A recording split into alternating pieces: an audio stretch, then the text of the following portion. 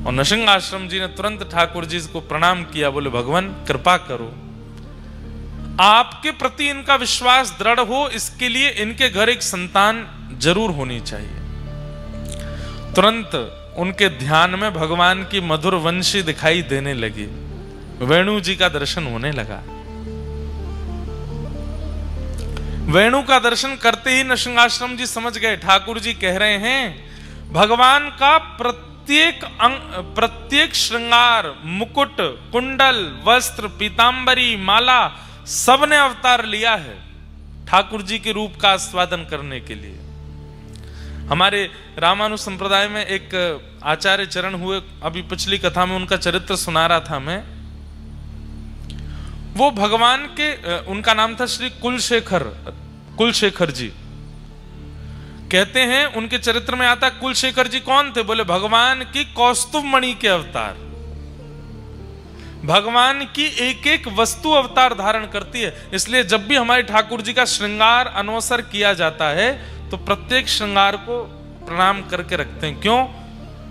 क्योंकि ये सब कोई धागे नहीं है, मोती नहीं है, आभूषण नहीं है, वो रत्न नहीं है, कोई आचार्य चरण ही श्रृंगार बन के ठाकुर जी के कंठ में विराजमान हुए। इसलिए ठाकुर जी के संबंध की हर वस्तु को प्रणाम करके सम्मान के साथ उसको विराजमान, हमारे पुष्टि मार्ग में ठाकुर जी की गादी नहीं बोलते गादी जी, झारी नहीं बोलते झारी जी, मुकुट नहीं बोलते मुकुट जी, वंशी नहीं बोलते वंशी जी। सब में जी शब्द का प्रयोग क्यों करते हैं? वो सम्मान क्यों देते हैं? अरे भाई वो सामान्य नहीं है, निकुंज नायक भगवान के अधर पर विराजमान है, वो वंशी है नहीं, वंशी जी, वेणु जी, वेत्र जी, सब में जी का प्रयोग करते हैं। तो भगवान की वंशी जब उनको दिखी तो वो समझ गए कि ठाकुर जी संकेत कर रहे हैं कि हमारी वंशी अवतार धारण करेगी और इन्हीं के आएंगे। जा करके कह दिया, बोले कि तारा अब तुम चिंता मत करो, तुम्हारे घर एक दिव्य बालक जन्म लेगा, और मैं संकेत रूप से बता दूं भगवान के निज परिकर का ही कोई तुम्हारे यहां जन्म लेगा। और बस प्रतीक्षा प्रारंभ हुई, गर्भ धारण हुआ, और गर्भ धारण करते ही माताएं बहनें थोड़ा ध्यान से सुने, गर्भ धारण के काल में जो 9 महीने का काल है, उन काल में कैसा चिंतन बनता है, कैसे विचार आते हैं, कैसी भाषा हो जाती है, कैसा स्वभाव हो जाता है, उससे बालक के स्वभाव और बालक के विचारों का पूर्ण पता चल जाता है। अगर माता थोड़ी चिड़चिड़ी हो रही है, माता जी को थोड़ा गुस्सा ज्यादा आ रहा है, माता को थोड़ा सा जो है व्यवहार विचारों में परिवर्तन आ गया है, अकेले बैठे बैठे विचारों में कुछ दूषित भावनाएं आ रही हैं, तो संभवतः आपको सत्संग ज्यादा करना चाहिए, क्योंकि वो बालक फिर वैसा ही बन जाएगा। तारा मैया के चरित्र में आता है कि जिस दिन से गर्भ में वंशी अवतार धारण करके आई हैं, उस दिन से ही आज तक वृंदावन नहीं गई दर्शन करने, लेकिन जब सोती हैं तो यमुना जी दिखाई देती हैं, जब सोती हैं तो वृंदा तुलसी दिखाई देती हैं, जब सोती हैं तो गिरिराज पर्वत का दर्शन होता है, जब शयन करती हैं तो ठाकुर जी की मधुर वंशी सुनाई देती है, जब सोती हैं तो मधुर चंदन की सुगंधी आती है। अच्छा, लगभग समस्त दिव्य आचार्यों के चरित्र में आपको यह बात मिल जाएगी कि जन्म से पूर्व उनकी मैया की स्थिति ऐसी होंगी। चैतन्य महाप्रभु वो तो भगवान ही, राधा कृष्ण तनु ही एक भय, तो चैतन्य महाप्रभु प्रकट भय। उनकी माता जी के प्रसंग में भी यही आता है। वो जब नदी स्नान करने के लिए जाती थी, तो ध्यान से सुनिएगा, श्रीमद चैतन्य महाप्रभु की मैया जब नदी स्नान करने के लिए जाती मायापुर में नदिया में, तो कम से कम 2 गांव दूर एक महापुरुष नदी में नित्य तुलसी अर्पण करते थे। तो वो नदी बहती थी ऐसे, लेकिन वो तुलसियां जाती थी उल्टी, और जैसे ही वो मैया आकर के नदी में स्नान करती, वो तुलसियां जाकर के जैसी मैया भीतर प्रवेश करती, उनके गर्भ के चारों ओर तुलसी भ्रमण करने लगती। वो देख करके वो आश्चर्यचकित हो जाती, ये पुष्प तुलसी मेरे गर्भ की परिक्रमा क्यों करते हैं? जब किसी दिव्य वैष्णव भक्त या दिव्य बालक का अवतरण होने वाला होता है, उसके प्रसव काल में ही मैया को अनुभव हो जाता है कि वो कैसा है। तारा मैया उठ जाती हैं और व्यास मिश्र जी से कहती हैं, मुझे यमुना जी का दर्शन होता है, मुझे मधुर वृक्षों के दर्शन होते हैं, गिरिराज जी का, मैं तो कभी व्रज गई नहीं, फिर मुझे व्रज का स्मरण क्यों होता है? और स्मरण ही नहीं होता, व्याकुलता होती है, चित्त में विरह होता है कि मुझे कोई लेकर के वृंदावन चले और मैं वृंदावन जाऊं। व्यास मिश्र जी, आप कुछ योजना बनाइए ना, मुझे लेकर के वृंदावन चलिए।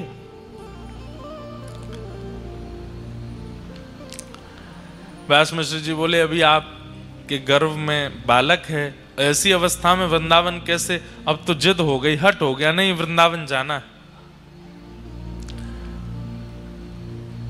व्यास मिश्र जी ने राजा से कहा, जो मुगल राजा था, कि हमें अपनी पत्नी को वृंदावन लेकर के जाना है, आप आज्ञा दें। तो राजा ने कहा, आप रुक जाइए, कुछ दिन में हम आगरा जाने वाले हैं किसी कार्य से, और हमारे साथ पूरी सेना जाएगी, पालकियां जाएंगी, आपकी पत्नी गर्भवती है, पालकी में हम ले चलेंगे।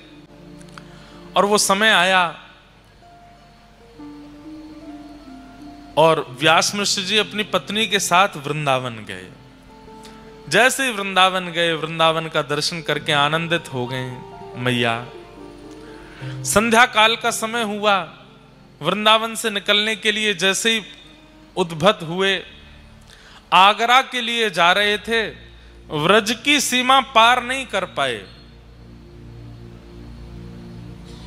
प्रसव पीड़ा हुई मां को, इतनी वेदना हुई, इतनी पीड़ा हुई कि वहीं रुकना पड़ा। अब जो जहां पर हमारे महाप्रभु जी का प्राकट्य हुआ, हितरवंश महाप्रभु का बाद गांव, वो व्रज का अंतिम गांव है। उसके बाद फिर आगरा की सीमा लग जाती है संभवतः, और व्रज विश्राम हो जाता है। वहीं पहुंची है मैया, पालकी वहीं रखनी पड़ी। सबने कहा क्या हुआ? तो प्रसव पीड़ा हो रही थी।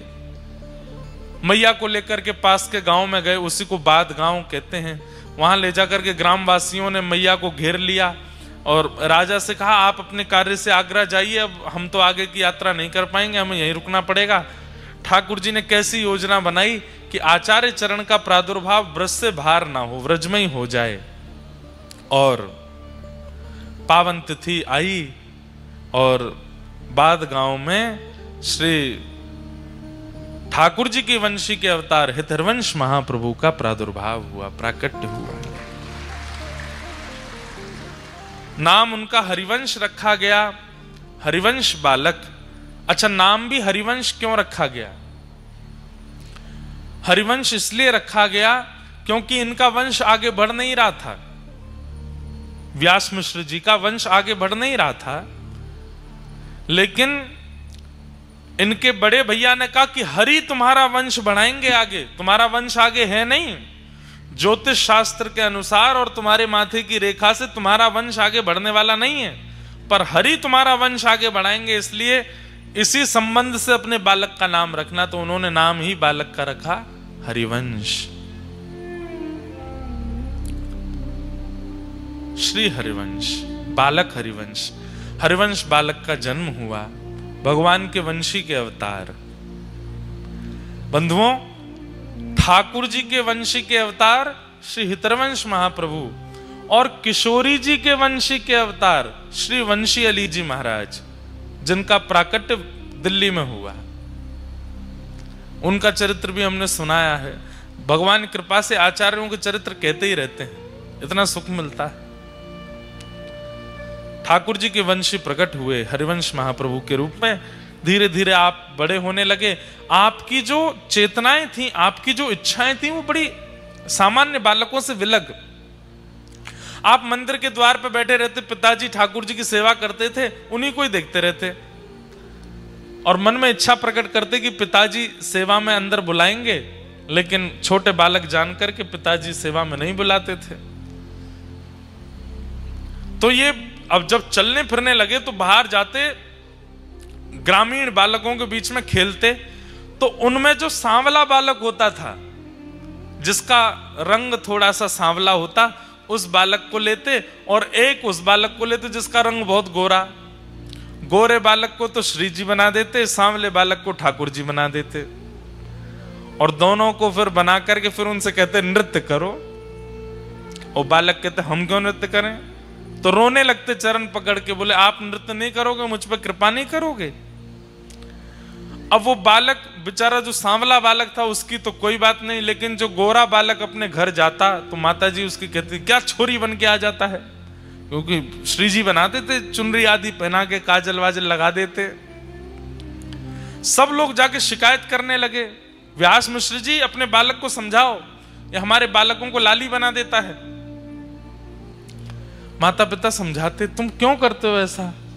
कुछ नहीं बोलते। अब कैसे बताएं अपने हृदय की बात कि मैं वंशी हूं, मैं तो नित्य प्रिया प्रियतम का ही दर्शन करता हूं। बालकों को अब खेलने के लिए प्रतिबंधित कर दिया कि तुम हरिवंश के पास नहीं जाओगे। तो आप मन में विचार करते, अब सेवा कैसे करूं? पिताजी मंदिर में नहीं जाने देते, बालक खेलने नहीं आते, तो आप वन में जाते और युगल वृक्षों को ढूंढते, 2 वृक्ष अगल बगल में हों। सोचिए, प्राण बसते हैं वैष्णवों की सेवा में, सेवा के बिना रह नहीं पाते ठाकुर जी की। युगल वृक्ष जैसे ही देखते तो तुरंत जाते और एक वृक्ष को ठाकुर जी बना देते, एक वृक्ष को श्री जी बना देते, और उन्हीं की परिक्रमा करते, उन्हीं का भोग लगाते, उन्हीं का श्रृंगार करते, युगल वृक्ष की सेवा करते। बंधुओं, सेवा ठाकुर जी स्वीकार करते हैं, इसका प्रमाण क्या था कि पिताजी ने 56 भोग धरे हैं मंदिर के ठाकुर जी के आगे, और 56 भोग धरने के बाद जैसे ही पर्दा किया, यहां हरिवंश बालक बाहर जाते और बाहर ठाकुर जी को जाकर के फल का भोग पधराते। यहां पिताजी जैसे ही आके पर्दा हटाते, 56 भोग अंतर ध्यान हो जाते, फल प्रकट हो जाते मंदिर के ठाकुर जी के सामने। क्यों? ठाकुर जी एक दिन आप इतने व्याकुल हो गए, बोले नाथ मुझे प्राप्त नहीं होगे, मुझे मिलोगे नहीं। तभी ठाकुर जी ने स्वप्न आदेश किया कि तुम्हारे घर के पीछे कुआं है, उसमें हमारा स्वरूप है, जाओ ले लो। नींद से उठते ही दौड़ कुआं में गिर गए। दौड़ करके जाकर के देखा तो उस कुएं में जल नहीं था, लेकिन जैसे ही सबने झांक करके देखा, श्री नवरंगी लाल ठाकुर जी आज भी देवबंद में विराजमान है, उनको हृदय से लगाए श्री हरिवंश बालक बैठे हैं, और जिस कुएं का जल सूख गया था अपने आप उसमें जल आ गया, और वो जल की परत ठोस हो गई और हरिवंश बालक को लेकर के ऊपर की ओर आ रही थी। ये दृश्य देख करके सब गांववासी चौंक गए, और श्री नवरंगी लाल जी विराजमान हुए। बोलो राधा नवरंगी लाल की। इनका विवाह हो गया और रुक्मणी बाई जी के साथ में इनका विवाह हुआ, जिनसे प्रथम पुत्र हुए जिनका नाम हुआ श्री वनचंद्र जी। हम लोग आ रहे थे जय जय राधा वल्लभ श्री हरिवंश श्री वृंदावन श्री वनचंद्र। इनके प्रथम पुत्र श्री वनचंद्र जी रुक्मणी बाई से जन्मे, और अब दोनों ही ऐसे एक जैसे हो गए, दोनों पति पत्नी मिलकर के ठाकुर जी की सेवा करने लगे। कुछ समय व्यतीत हो जाने के बाद, मैं सूक्ष्म में ही सुना रहा हूं, बहुत बड़ा चरित्र, 3 दिन लगते हैं बोलने में। धीरे धीरे अब आपका मन विरक्ति होने लगा कि अब बहुत दिन हो गए, अब ब्रज से दूर रह नहीं पा रहा मैं। अच्छा, आपका जन्म हुआ, जन्म के बाद फिर वापस माता पिता आपको लेके देवबंद आ गए थे। अब इनकी इच्छा हुई कि मैं वृंदावन जाऊं। तब किशोरी जी ने इनको स्वप्नादेश किया कि अब आप वृंदावन जाओ, सब छोड़ करके वृंदावन जाओ। आपने पत्नी से कहा कि श्री जी की आज्ञा हो गई, अब मैं वृंदावन जा रहा हूं। पत्नी ने कहा हम क्या करें? बोले नवरंगी लाल जी की सेवा करो, खूब प्रेम से सब व्यवस्थित करो। आप जैसे ही निकले घर से वृंदावन की ओर, तो रास्ते में एक गांव पड़ा जिसका नाम था चित्थावल। वहां आप रात्रि शयन के लिए रुके, तो आपको पता चला कि यहां तो एक दिव्य ठाकुर जी के युगल स्वरूप की सेवा होती है। और आप जैसे ही दर्शन करने के लिए गए तो चित्तावल में जो युगल सरकार विराजमान थे वही थे श्री राधा वल्लभ लाल, श्री राधा वल्लभ लाल जी। ये व्रज से दूर है चित्तावल, वहीं देवबंद के आसपास है। आत्मदेव नाम के ब्राह्मण रहते थे। उन आत्मदेव ब्राह्मण ने शंकर जी की आराधना की। सब लोग इधर देखो, ध्यान से सुनो। और शंकर जी की इतनी आराधना की कि शंकर जी प्रसन्न होकर प्रकट हो गए और प्रकट होकर के बोले, वरदान मांगो, क्या चाहिए? तो आत्मदेव जी बोले, आपके हृदय को जो सबसे प्रिय लगता हो वो मुझे दे दो। शंकर जी बोले, ये क्या मांग लिया आपने? बोले, अब तो वही चाहिए जो आपके हृदय को सबसे प्रिय है। तो महादेव श्वेतद्वीप गए और जिन ठाकुर जी की सेवा स्वयं महादेव अपने हाथ से करते हैं उन श्री राधा वल्लभ लाल जी को लाकर के आत्मदेव को प्रदान किया। ये राधा वल्लभ जी कौन है? महादेव के ठाकुर जी हैं। इसलिए हम कभी कभी कहते हैं कि महादेव के मंदिर में जाओ, हमारे सोमनाथ महादेव के पास जाओ और जाकर के पहले खूब कह दो ओम नमः शिवाय, खूब कह दो नमः पार्वती पतये हर हर महादेव, खूब जो शिव जी की आराधना करते हो जिस प्रकार से सब कह लो, अपनी पहले पूरे मन की सारी इच्छाएं कर लो। लौटते समय हमारी कही एक बात मान लो, जब आप मंदिर से दर्शन करके लौटो तो अंतिम बार जब देख रहे हो वापस निकलने से पहले, तब एक बार कह दो, बोलो श्री राधा वल्लभ लाल की। महादेव प्रसन्न हो जाते हैं। क्यों? उनकी सेवा के ठाकुर जी हैं राधा वल्लभ जी। कथा आती है कि एक बार नारद जी और गरुड़ जी दोनों को अपने ऊपर अभिमान हो गया कि हमसे बड़ा कोई भक्त नहीं है। तो ठाकुर जी ने आज्ञा की कि चलिए एक काम कीजिए। बोले, क्या? श्वेत द्वीप घूम के आओ। 7 द्वीप है ना, हम लोग जिस द्वीप में रहते हैं उसको जम्बू द्वीप कहते हैं, ऐसे एक श्वेत द्वीप है। श्वेत द्वीप जाओ और वहां के भक्तों का दर्शन करके आओ। तो श्वेत द्वीप जब नारद जी और गरुड़ जी पहुंचे तो वहां इन्होंने क्या देखा? राधा वल्लभ लाल जी मंदिर में विराजमान हैं। देवादिदेव महादेव सुंदर आरती उतार रहे हैं, घंटे घड़ियाल बजा रहे हैं। कार्तिकेय जी और श्री गणपति जी सुंदर भोग सामग्री उठा उठा करके ला रहे हैं, राधा वल्लभ जी के सन्मुख पधरा रहे हैं। पार्वती जी सुंदर सामग्री सिद्ध कर रही हैं और लाखों की तादाद में वैष्णव खड़े होकर के राधा वल्लभ जी का दर्शन कर रहे हैं। महादेव मुख्य पुजारी बन करके राधा वल्लभ जी की सेवा कर रहे हैं श्वेत द्वीप में। दूर खड़े होकर के नारद जी और गरुड़ जी इसका दर्शन कर रहे थे। जैसे ही आरती पूरी हुई, आरती के बाद कपाट बंद हुए। कपाट बंद होते ही जितने दर्शनार्थी थे सब मूर्छित होकर गिर पड़े। केवल 2 खड़े रह गए। कौन? नारद जी और गरुड़ जी। अब ये दोनों एक दूसरे को चेहरा देखें, ये क्या हुआ? ये सब एक साथ मूर्छित हो गए। सबके पास जाकर के श्वास देखी, नब्ज देखी तो सबके प्राण जा चुके हैं। ये तो घबरा गए नारद जी। बोले, ये क्या हो गया? थोड़ी देर में शंकर जी फिर आए और फिर से जैसे ही कपाट खोले, कपाट खुलते सब पुनः जीवित होके खड़े हो गए। नारद जी ने जाके शंकर जी को प्रणाम करके कहा, भगवान ये कैसी लीला? बोले, भैया किसी के प्राण अन्न में बसते हैं, किसी के धन में बसते हैं, किसी की वायु में बसते हैं, किसी के जल में बसते हैं। श्वेत द्वीप के दर्शनार्थियों के प्राण राधा वल्लभ जी में बसते हैं। जब राधा वल्लभ जी सामने होते हैं तो ये जीवित रहते हैं और जैसे ही राधा वल्लभ जी के दर्शन अनवसर होते हैं इनके प्राण निकल जाते हैं। तब नारद जी का अभिमान भंग हुआ कि मैं भक्त हूं। भैया ठाकुर जी को देखे बगैर मैं तो खूब जीवित रह लेता हूं, मैं कैसा भक्त? भक्त तो ये हैं जो ठाकुर जी को देखे बिना एक क्षण रह ही नहीं पाते, जीवित ही नहीं रहते। वो महादेव की सेवा के ठाकुर जी राधा वल्लभ जी, जब आत्मदेव ब्राह्मण ने कहा अपनी हृदय की सबसे प्रिय वस्तु दो, तब महादेव राधा वल्लभ जी को ला करके आत्मदेव ब्राह्मण को दिया और चित्तावल ग्राम में आत्मदेव उन्हीं राधा वल्लभ जी की सेवा करते। आज जैसे ही हितरवंश महाप्रभु वहां पहुंचे, ठाकुर जी को जैसे ही देखा, ठाकुर जी ने अपने नैन मटकाने शुरू किए। मूर्तिमन ठाकुर जी ऐसे ही रहते हैं, लेकिन हितरवंश महाप्रभु के आते ही उन्होंने अपने नेत्रों को ऐसे ऐसे घुमाया। अरे ये तो बड़े प्यारे ठाकुर जी हैं, नैन मटका रहे हैं मुझे देख के। जय जय कछु आज्ञा है। ठाकुर जी ने तुरंत हृदय में प्रकट होकर के आज्ञा करी, आप मेरे वंशी के स्वरूप हो। ये आत्मदेव जी हमको शंकर जी से ले तो आए अपने पास, पर हमारी इच्छा है कि अब हम वृंदावन में विराजमान हों। इसीलिए हमने आपका घर छुड़वा करके आपको वृंदावन जाने की आज्ञा करी, और रास्ता में आप भटकते हमारे पास ही आए। अकेले मत जाओ, हमको लेकर के जाओ वृंदावन।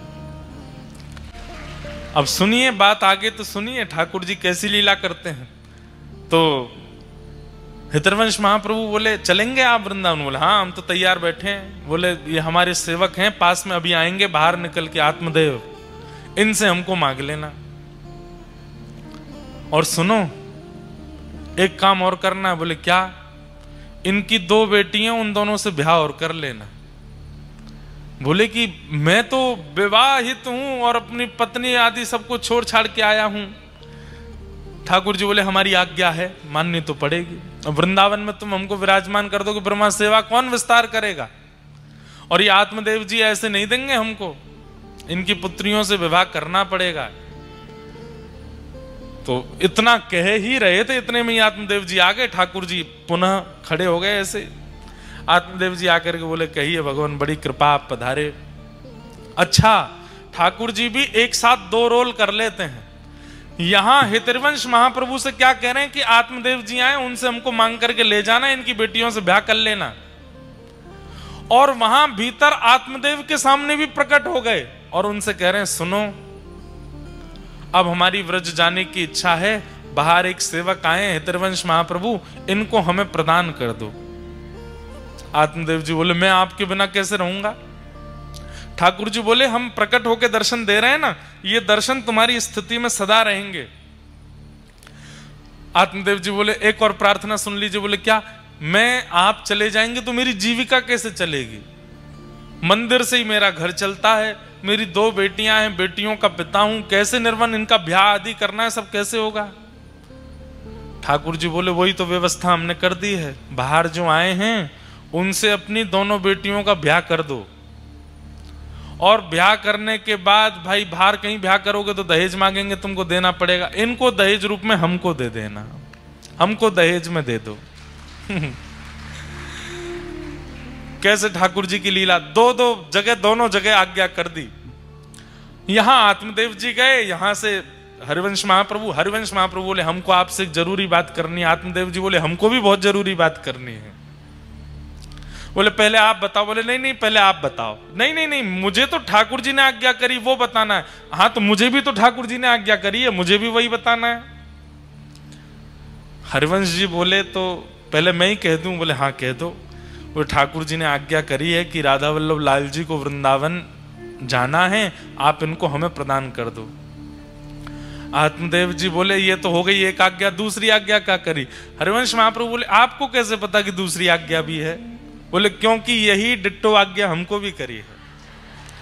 तो बोले अच्छा तो दूसरी आज्ञा आप बता दो। बोले दूसरी आज्ञा ये करी है ना कि हमारी बेटियों से ब्याह कर लो। हाँ यही बोले हैं। और बोले फिर ये भी बोले हैं कि दहेज में हमको दे दो। कैसे ठाकुर जी हैं, अद्भुत लीला करते हैं। महाप्रभु जी ने दोनों कन्याओं से विवाह कर लिया। उनके नाम कृष्णदासी और मनोहारी दासी, उन दोनों से विवाह किया और दहेज में मिले श्री राधा वल्लभ लाल जी। आप लोग जब वृंदावन प्रकट जो भजन है वृंदावन प्यारो वृंदावन, उसकी वीडियो देखेंगे, उसमें सूक्ष्म सूक्ष्म आचार्यों के चरित्र दिखाए हैं। उसमें जब आप देखोगे तो आप राधा वल्लभ जी का प्रसंग देखना, आज देखना जाके, कैसे महाप्रभु जी विराजमान होते हैं। अभी जब बधाई पद गावे उस समय अगर कैमरा वाले भैया दिखा देंगे, उसमें जब पद गवे तब वृंदावन प्रकट पद में से वीडियो निकाल के राधा वल्लभ जी के प्राकट्य की, तो बहुत सुंदर वीडियो है। ठाकुर जी बढ़िया बैलगाड़ी में विराजमान भये, दोनों कृष्णदासी और मनोहारी दासी दोनों पत्नियों को विराजमान करके हितरवंश महाप्रभु राधा वल्लभ जी को लेकर के, और इतना ही नहीं खूब धन धान्य दिया, खूब संपत्ति प्रदान की। लाल जी जा रहे हैं वृंदावन, खूब बढ़िया ठाट से विराजेंगे। श्री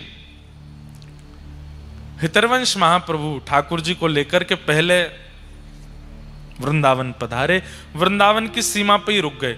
वृंदावन बंधुओं, उस काल में जब राधा वल्लभ लाल जी विराजे थे, उस काल में भय का केंद्र था। क्या था? दिल्ली से आगरा जाने वाले लोग वृंदावन से सोचते थे दिन ही दिन में निकल लो, शाम नहीं होनी चाहिए। क्यों? बड़े बड़े चोर डकैत आदि आदि सब रहते थे वृंदावन। और एक और बात, आगरा से दिल्ली और दिल्ली से भी आगे तक बड़े बड़े जहाज यमुना जी में चलते थे। खूब विशाल स्वरूप था यमुना जी का। तो खूब बड़े बड़े व्यापारियों का व्यापार जहाज के द्वारा, आपके गुजरात में है ना, मुंद्रा पोर्ट है और भी हैं। उस समय पर वृंदावन भी एक पोर्ट था, बहुत बड़ी यमुना जी थी, तो जहाज जाते थे बड़े बड़े। और वृंदावन में जो जहाज तनिक रुक जाता था उसको लूट लिया जाता था। ऐसी स्थिति थी वृंदावन की जब राधा वल्लभ जी पधारे। उस काल में श्री हितरवंश महाप्रभु पधारे और आपने आकर के मन में विचार किया कि अब ठाकुर जी को कहाँ विराजमान करें। तब आप पूरे वृंदावन में घूमे और सब जगह ढूंढते ढूंढते ढूंढते तभी पहुंचे ऊंची ठौर। एक ऊंचा सा टीला था और यहाँ के जो वृक्ष वल्लरियां थी वो सामान्य नहीं थी। कैसी थी? वो स्थिर नहीं रहती। जैसे वृक्ष क्या स्थिर रहता है, आपको हटाना पड़ता है, लेकिन जैसे ही आप आगे चलो वृक्ष अपने आप हट रहे हैं, अपने आप रास्ता दे रहे हैं, अपने आप छाया बना रहे हैं। ऐसे मूवेबल वृक्ष थे ऊंची ठौर के। जब हितरवंश महाप्रभु ने उन वृक्षों के कुंजों को देखा, बोले ये बढ़िया जगह, उसी का नाम रखा मदन टेर। और श्री राधा वल्लभ लाल जी को लेकर के श्री हितरवंश महाप्रभु जी ने आज ही के दिन वहां विराजमान किया। बोलो राधा वल्लभ लाल की। एफ ले लो। और जब प्रथम बार श्री हितरवंश महाप्रभु का चरित्र कहा था, तब ठाकुर जी श्री राधा वल्लभ लाल जी के विराजमान के लिए ये एक बधाई प्रकट करके गाई थी। वही बधाई आज गा देते हैं। आप सब लोग भी खूब भाव से राधा वल्लभ लाल जी को प्रणाम करना है। हो आयो राधा वल्लभ लाल, आयो राधा वल्लभ लाल, आयो राधा वल्लभ लाल, आयो राधा वल्लभ लाल, हे आयो राधा वल्लभ लाल, आयो राधा वल्लभ लाल। बधाई बाज रहे, बधाई बाज रहे, बधाई बाज रहे, बधाई बाज रहे। हो आयो राधा वल्लभ लाल, हो आयो राधा वल्लभ लाल, आयो राधा वल्लभ लाल, आयो राधा वल्लभ लाल। हे बधाई बाज रहे, बधाई बाज रहे, हाँ बधाई बाज रहे, बधाई बाज रहे।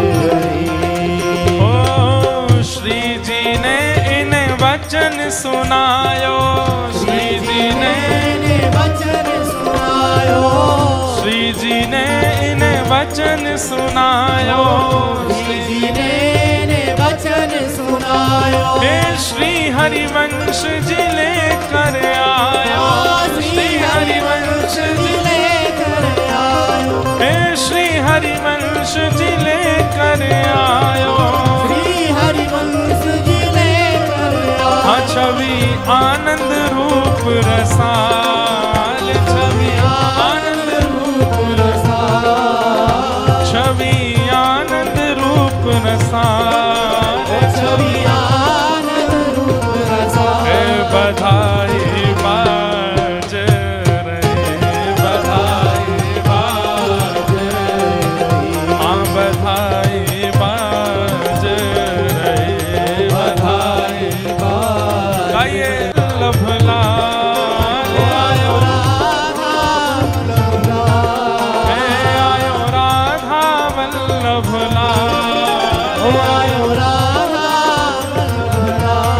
बधाई बाज रहे, बधाई बाज रहे, बधाई बाज रहे, बधाई बाज रहे। श्री राधा वल्लभ लाल।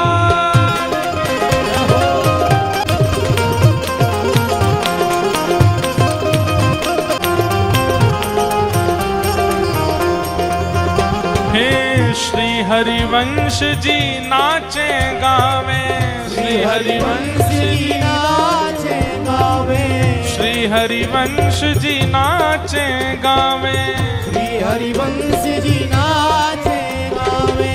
भर भर के बधाई लुटावे, भर भर के बधाई लुटावे, भर भर के बधाई लुटावे, भर भर के बधाई लुटावे।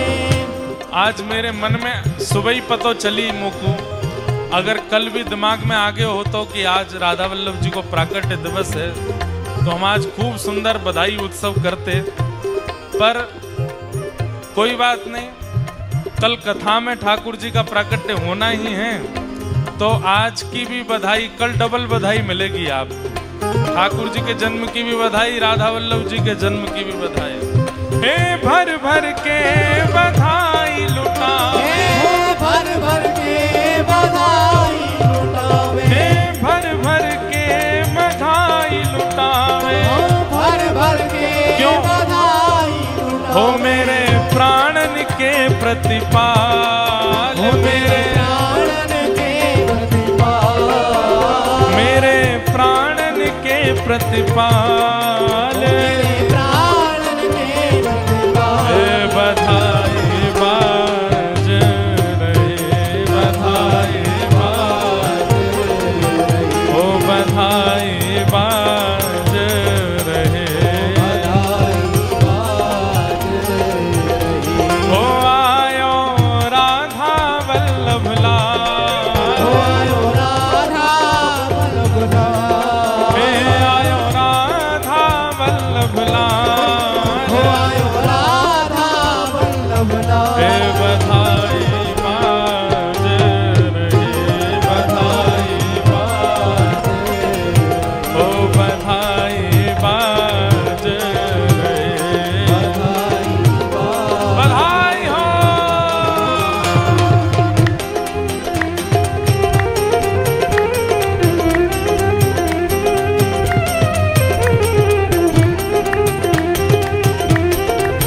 श्री राधा वल्लभ लाल की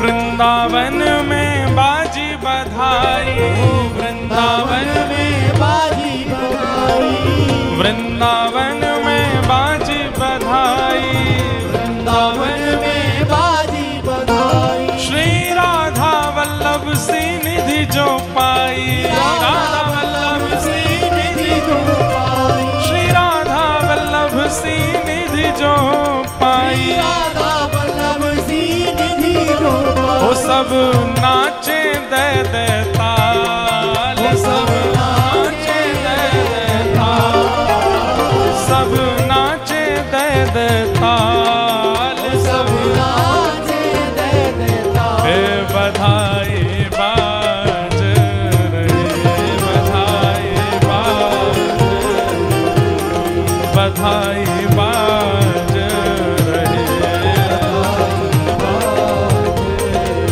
हे आयो, ओ आयो, हे आयो राधा वल्लभ लाल, आयो राधा वल्लभ लाल, ओ पायो राधा वल्लभ लाल, आयो राधा वल्लभ लाल। हे बधाई बाज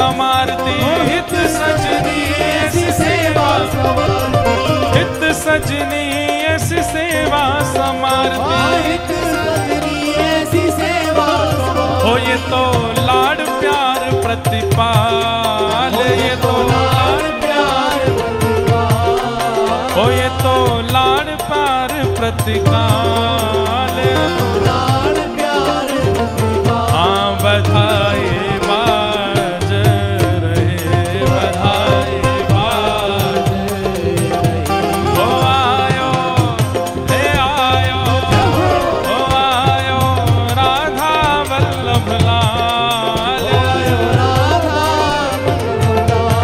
हे पायो राधा वल्लभ लाल, हे बधाई बाज रहे,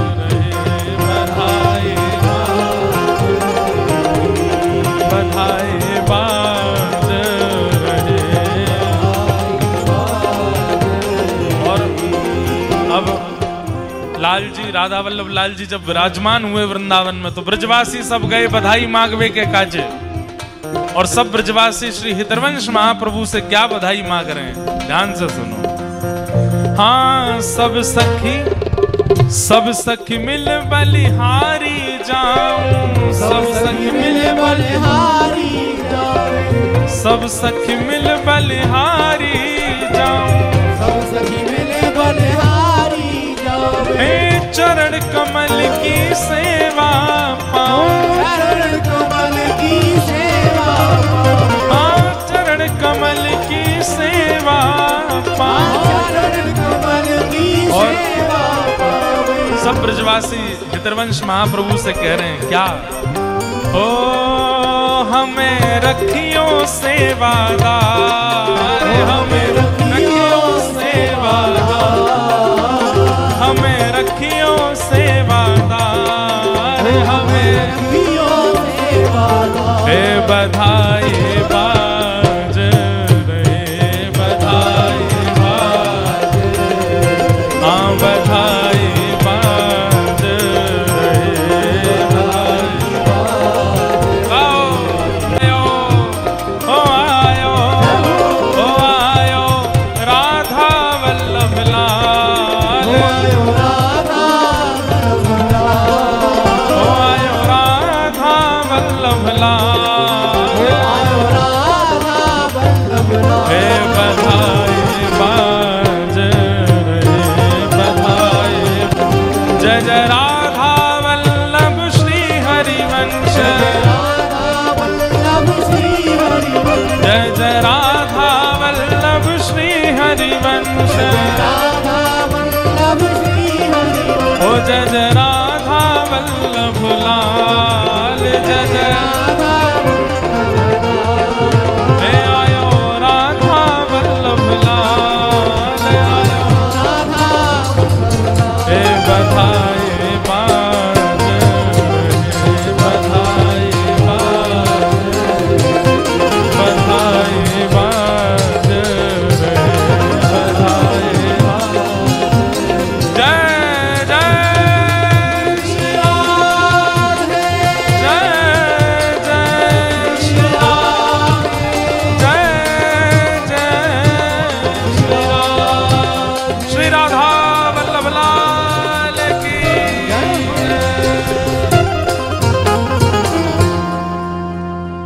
ऐसे हमारे वृंदावन में प्यारे श्री राधा वल्लभ लाल जी विराजमान हुए। आज के उनके पाटोत्सव की पुनः पुनः आप सबको बधाई हो, बधाई बधाई हो, बधाई बधाई हो, बधाई। खूब खूब सबको बधाई। ऐसे प्यारे लाल जी को हम प्रणाम करते हैं। अद्भुत हैं राधा वल्लभ लाल जी, नित्य ब्याहुला होते हैं लाल जी के, नित्य ब्याह करते हैं ठाकुर जी। ऐसे सुंदर सेवा को हम प्रणाम करते हैं। आज के कथाक्रम प्रसंग में प्रवेश करते हैं। कल भागवत जी का मंगलाचरण हम लोग श्रवण कर रहे थे। अब आगे के क्रमों में प्रवेश करते हैं। 88,000 सौनकादि ऋषियों ने कुछ प्रश्न किए। इन्हीं प्रश्नों का उत्तर श्री सूत जी महाराज देते हैं और इन्हीं उत्तरों में अब कथा सुनाते हैं। प्रसंग सुनाते हुए भागवत जी की रचना क्यों हुई, कैसे हुई, यह प्रसंग प्रारंभ हुआ। और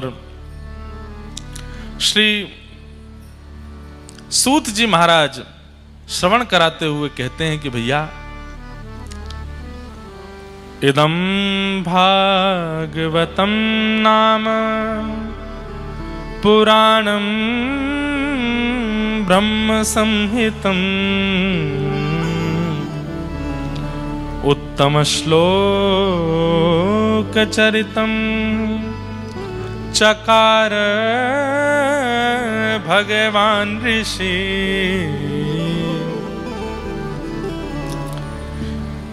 किसी भी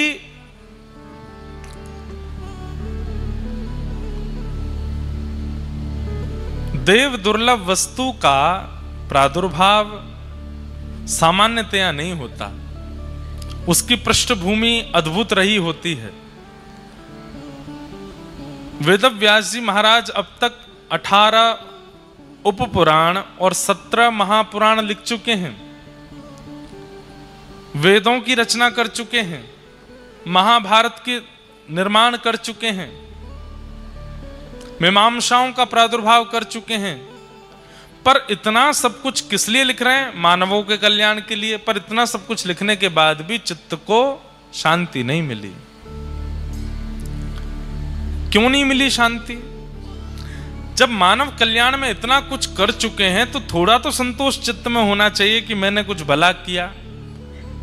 लेकिन व्यास जी के चित्त को एक बात सदा परेशान करती रहती है कि मैंने जितनी रचनाएं कर ली, इनसे संभवतः मानव कल्याण नहीं हो पाएगा, उतना नहीं हो पाएगा जितना मैं सोच के बैठा हूं। रचनाकार को पता होता है कि मेरी रचना में कितनी सामर्थ्य है और कितनी योग्यता है। अगर किसी ने कुछ बनाया और आप उसकी झूठी प्रशंसा करने लगते हैं तो उसको पता चल जाता है कि इतने बढ़िया हैं नहीं, जबरदस्ती बोल रहे हैं। क्योंकि निर्माणकर्ता को पता होता है कि जो वस्तु बनी है वो उसकी इच्छा, योजना और परिकल्पना पर खरी उतरती है कि नहीं। वेदव्यास जी महाराज को अपनी रचनाओं से ठीक है आनंद था, प्रसन्नता है, पर जो चित्त में संतुष्टि होनी चाहिए थी वैसा संतोष अभी प्रादुर्भाव नहीं हुआ।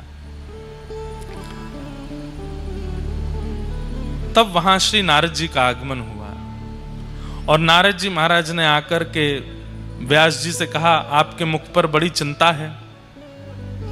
यहां जो लोग हैं उनसे ने बोल दो कि बोले नहीं। नारद जी महाराज ने व्यास जी से कहा कि व्यास जी, आपके मुख पर इतनी चिंता का दर्शन क्यों? एक बात आप सब लोग बहुत ध्यान से सुनो। मैं हमेशा इस प्रसंग में एक बात कहता हूं कि व्यक्ति किसी भी योजना में लगा है और अगर उसे संतुष्टि नहीं होती है तो उसे क्या करना चाहिए, इस प्रसंग में जरूर सुनिए। आप करोड़ों रुपया कमाते हैं, आप खूब मेहनत करते हैं, दिन से रात तक लगे रहते हैं, लेकिन सब कुछ प्राप्त हो जाने के बाद भी घर है, बंगला है, बच्चे हैं, गाड़ी है, सब कुछ है, पर संतुष्टि नहीं है चित्त में। जरूरी नहीं है धनवान व्यक्ति को ही हम ये बात कह रहे हैं। दूसरे ज्ञानवान व्यक्ति खूब पढ़ लिख लिए, सब कुछ नॉलेज, सारी नॉलेज चित्त में आ गई है, लेकिन फिर भी चित्त में संतोष नहीं है। महाराज जी गौ सेवा करते हैं, गौ सेवा में संतुष्टि नहीं हो पा रही। संतुष्टि के लिए क्या किया जाए? यहां पर नारद जी महाराज व्यास जी को समझा रहे हैं कि ऐसा क्या करें जिससे हमारे कार्य से हमको संतुष्टि का भाव हो। अच्छा, कई कार्य ऐसे उनमें कभी संतुष्ट होना नहीं चाहिए, जैसे कि ठाकुर जी की भक्ति, उससे कभी संतुष्ट मत हो। भक्ति से कभी संतुष्ट नहीं होना चाहिए। जो व्यक्ति भक्ति से संतुष्ट हो गया, समझ लो उसने अपना जीवन व्यर्थ कर दिया उसी दिन जिस दिन उसको संतुष्ट हुआ। 7वें दिन कथा सुनने के बाद आपने अगर ये विचार कर लिया, वाह बढ़िया हो गया, अब हमने कथा सुन ली, तो समझ जाओ कि उसी दिन से आप अपना नाश करना प्रारंभ कर दोगे। संतुष्ट कथा से नहीं होना। कथा 7वें दिन तो यूं हो कि भगवान अब दोबारा कब मिलेगी सुनने को, अभी तो मन भरा ही नहीं, अभी तो कुछ प्राप्त हुआ ही नहीं, ऐसी इच्छा। सेवा, ठाकुर जी के कितना भी सुंदर श्रृंगार करो, कितना भी बढ़िया उत्सव करो, कितने भी बड़े उत्सव कर लो, लेकिन सब आपसे प्रशंसा करके जाएं, बहुत बढ़िया उत्सव किया, बहुत बढ़िया अनुष्ठान किया, लेकिन आपके चित्त को असंतुष्ट ही होना चाहिए। अभी कुछ हुआ नहीं, अभी और करना है मुझे, अभी और करना है। पर सांसारिक क्रियाओं से संतुष्टि होनी आवश्यक है। भोजन से संतुष्ट होना चाहिए, धन से संतुष्ट होना चाहिए, परिवार से संतुष्ट होना चाहिए, पत्नी, पति, बच्चे, खानदान और ये सब व्यवहार, इनसे संतुष्ट होना चाहिए। अगर इसमें असंतुष्ट हैं तो आप महासंसारी बनते चले जाओगे। इसमें संतुष्ट होना आवश्यक है। वेदव्यास जी महाराज मानव कल्याण के लिए निकले हैं, इसलिए उनकी संतुष्टि आवश्यक है। क्योंकि किसी के कल्याण के लिए कुछ करना चाहते हैं और कल्याण करने वाला स्वयं संतुष्ट नहीं है, तो जिसका वो कल्याण करना चाहता वो कैसे संतुष्ट होगा। व्यास जी महाराज ने मन में विचार किया क्या करें। तब नारद जी आए और नारद जी महाराज ने उनसे एक बात कही, क्या कि भवतानुदित प्रायम यशो भगवतो मलम ये नैवासौ न तुष्येत मन्ये तद्दर्शनं खिलम् न यद्वचश्चित्रपदं हरेर्यशो जगत्पवित्रं प्रणीत करहिचित् तद्वायुषं तीर्थमुशन्ति मानसा न यत्र हंसा निर्मुक्त शिक्षया। सत्संग कितना जरूरी है जीवन में बंधुओं। अगर बन सके ना, हर दिन अपने कार्य के बीच में, अपनी पढ़ाई के बीच में, अपनी कमाई के बीच में कहीं भी एक किसी सज्जन व्यक्ति से जरूर मिला करो। और नहीं मिल सकते, नहीं इतनी व्यवस्था ऊंझा में नहीं आ रहे जा रहे, कोई सज्जन व्यक्ति नहीं मिलते, सत्संग नहीं हो पाता, फोन है सबके पास, उस पर कोई कथा सुन लो, 15-20 मिनट कुछ भी सुन लो। और एक बात आपको बताएं, मन में प्रश्न धारण करो, मुझे इसका समाधान चाहिए और ये समाधान मुझे मिले, इस भाव से मैं कोई सत्संग श्रवण करने के लिए YouTube खोलो और विशेष आचार्य चरण जो जिनकी कथाएं, जिनके सत्संग प्रवचन अद्भुत होते हैं, खोलो और कोई भी रैंडमली स्क्रॉल करके एक खोल करके 20 मिनट सुनिएगा। आपके संशय का समाधान निश्चित मिल जाएगा। रैंडमली कहीं भी खोल लीजिए। सत्संग की ऐसी, इतना वर्सेटाइल होता है सत्संग कि आपके मन में जिज्ञासा जो होगी उसका प्रत्युत्तर कहीं ना कहीं आचार्य चरण दे ही देंगे। मन में कोई व्याकुलता है, मन में कोई व्यथा है, मन में कोई असमंजस है, आप सत्संग का आश्रय लो, आपको समाधान मिलेगा, निश्चित मिलेगा। अरे हम तो सामान्य जीव हैं, देवताओं को समाधान मिल जाता है, ऋषियों को समाधान मिल जाता है, गंधर्वों को समाधान मिल जाता है, हमें नहीं मिलेगा। वेद व्यास जी महाराज से नारद जी कहते हैं, व्यास जी आपने जितनी भी रचनाएं की हैं, रचनाओं की संख्या तो बहुत है, क्वांटिटी तो बहुत है, क्वालिटी नहीं है। ऐसा नहीं है कि क्वालिटी नहीं है, पर क्वालिटी में भी, आज हम आपकी फैक्ट्री में घूम रहे थे, वहां पर भी कितने बढ़िया चीज क्वालिटी के बारे में लिखी थी। आपको पता है, हम लोग जो खाते हैं, बाजार से जो वस्तु मिलती है, उसकी भी क्वालिटीज अलग अलग होती हैं।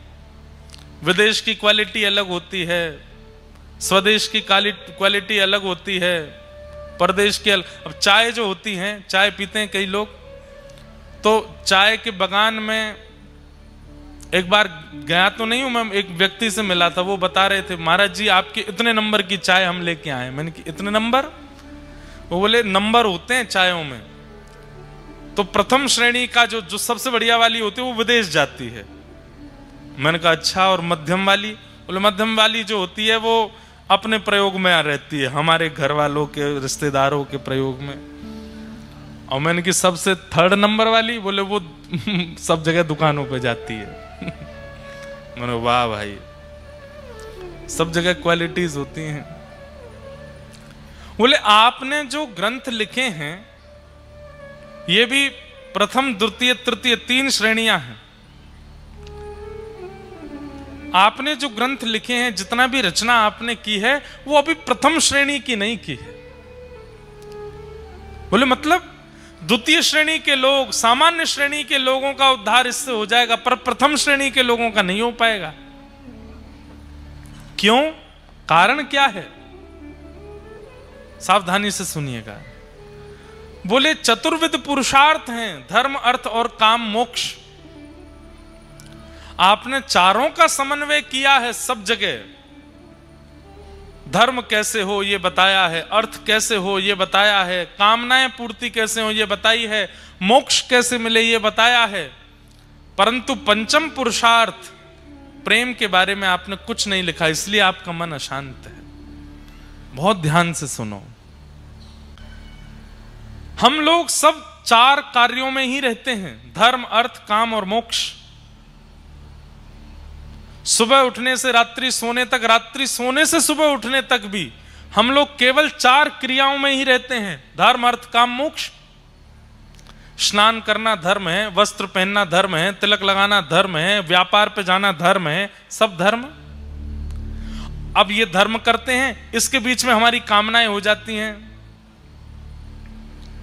क्या कामना हो गई? फेफड़ा खाना है, क्या फाफड़ा खाना है,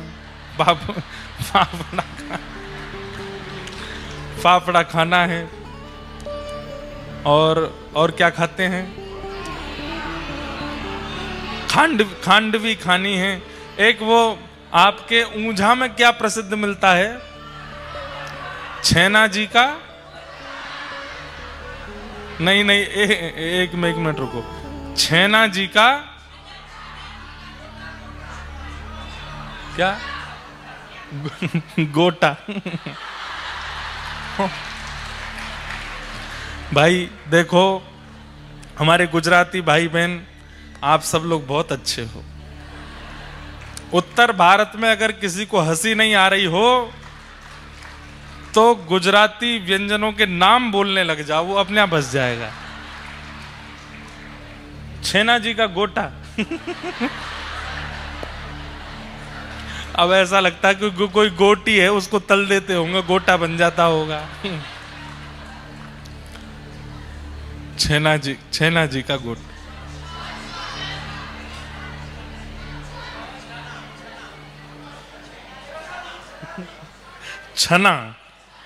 छना जी का गोटा।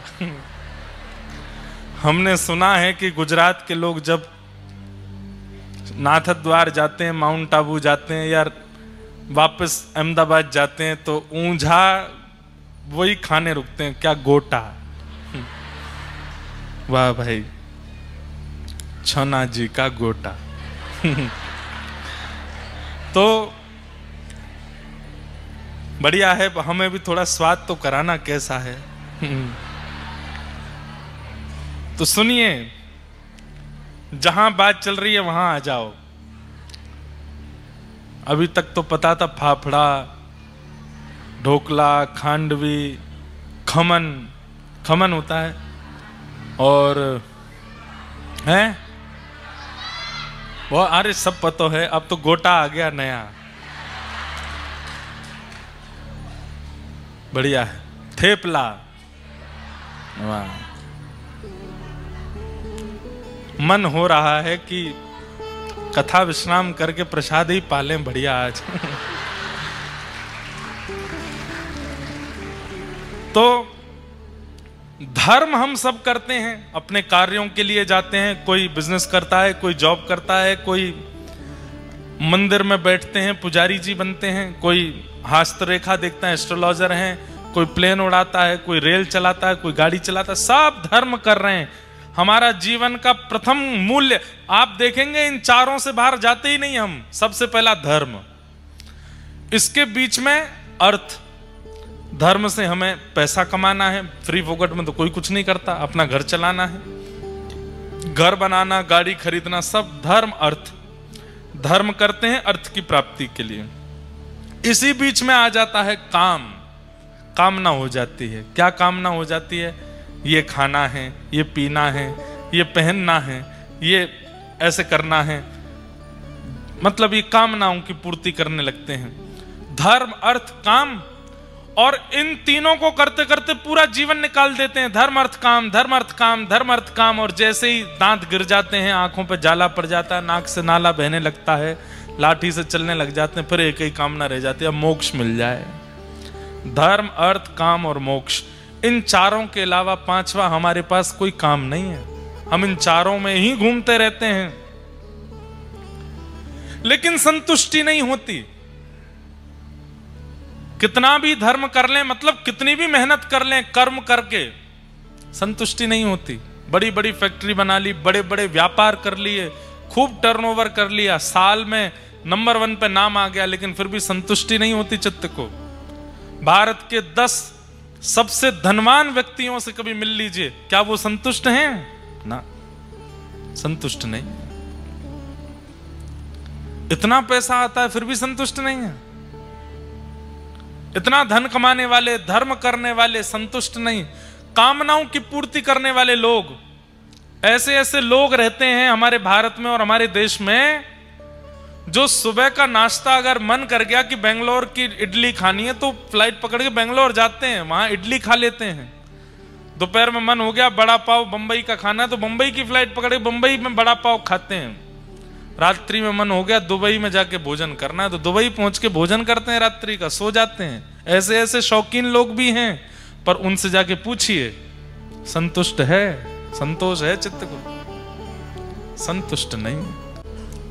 पर आओ हमारे वृंदावन, द्वार द्वार जाकर के मधुकरी मांग करके पाने वाले बाबा, श्री राधा श्री राधा श्री राधा, युगल नाम सो नेम जपत नित कुंज बिहारी। कुंज बिहारी श्री हरदास नाम जप करवे वाले बाबान से कहो, बाबा रूखी रोटी पाओ, छिलका वाली दाल से भोजन करो, कभी कछु नाम ले, चंदन लगाओ, रज में लोटे रहो, संतुष्ट हो। बोले हम ते बड़ो संतुष्ट कोई नहीं, हमसे बड़ो आनंद में कोई नहीं, हम ते ज्यादा सुखी कोई नहीं, हम ते ज्यादा प्रसन्न कोई नहीं, हमसे ज्यादा सुख में कोई नहीं है। अरे आपके पैरों की एड़ियां फट गई परिक्रमा करते करते, शरीर की स्थिति ऐसी जर्जर होती जा रही है, बाबा फिर भी कह रहे हो संतोष है? बोले क्यों? हाँ हम बहुत संतुष्ट हैं, बहुत संतुष्ट हैं। वास्तव में बंधुओं, इंद्रियों को जागृत करने वाला असंतुष्ट हो जाता है, और इंद्रियों की इच्छाओं को सूक्ष्म कर देने वाला परम संतुष्ट हो जाता है, परम संतोषी हो जाता है। पर यहां पर नारद जी की मानो तो नारद जी क्या कह रहे हैं? केवल कोरा धर्म करे, कोरा अर्थ कमावे, कोरा कामनाओं की पूर्ति करे और कोरी मोक्ष की प्राप्ति करना चाहता हो, ऐसा व्यक्ति सदैव असंतुष्ट रहेगा। तो बोले कोरे की जगह क्या करे? बोले धर्म में प्रेम का पुट लगा दे, अर्थ में प्रेम का पुट लगा दे, कामनाओं में प्रेम का पुट लगा दे, और मोक्ष में भी प्रेम। प्रेम यानी वह प्रेम नहीं जिसे हम आप सोचते हैं, वो प्यार वाला प्रेम नहीं। श्री प्रिया प्रियतम के नित्य विहार का प्रेम, श्री उमा पार्वती जी के नित्य विलास का प्रेम, श्री जानकी रमन श्री राम जी के नित्य विहार का प्रेम, भक्ति का प्रेम धर्म में है, अर्थ में है, काम में है, मोक्ष में है, तो व्यक्ति संतुष्ट हो जाएगा। आप धन क्यों कमाते हैं? परिश्रम क्यों करते हैं? कामनाओं की पूर्ति क्यों करते हैं? मोक्ष क्यों चाहते हैं? सब जगह अपनी चिंता है।